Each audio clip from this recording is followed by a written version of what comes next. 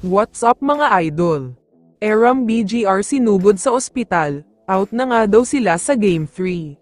Pero bago mo sana ipagpatuloy ang panonood mo, ay huwag mong kalimutan na mag-subscribe bilang suporta sa aking YouTube channel. Maraming salamat idol! Matapos ang dominating performance ng SMB sa Game 2 PBA Finals, maraming nangasar ngayon sa TNT.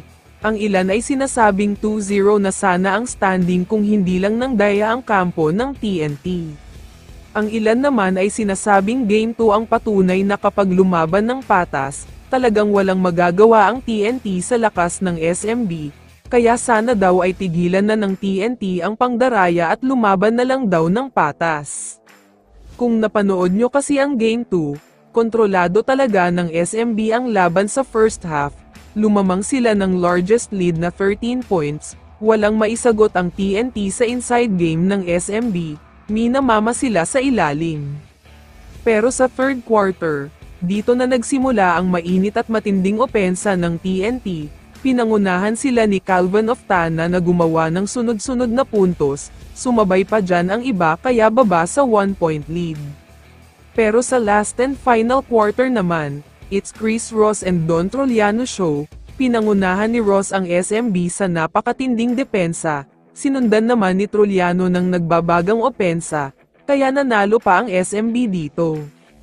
Para naman sa mga TNT fans, kung akala nyo ay ang pagkatalo ng TNT sa Game 2 ang pinaka-bad news, nagkakamali kayo dyan dahil may dalawa pang bad news sa TNT, unahin na natin ang tungkol kay Poy Aram.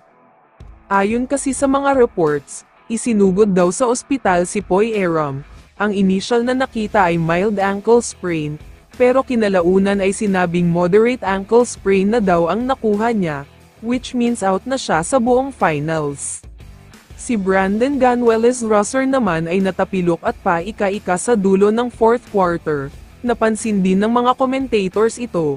It turns out na meron siyang mild ankle sprain, kailangan ng 3 to 4 weeks recovery time. Maraming mga fans ang sobrang saya sa balitang ito, dahil nga wala na si Poy Aram at malaking chance na mawala din si Ganueles-Rosser. Ang mga fans ay sinasabing ito na ang karma ng TNT dahil sa mga pangdaraya nila. Pero sa tingin ko naman, kahit hater o basher ka ng isang team ay hindi tama ang maging masaya sa injury ng mga players.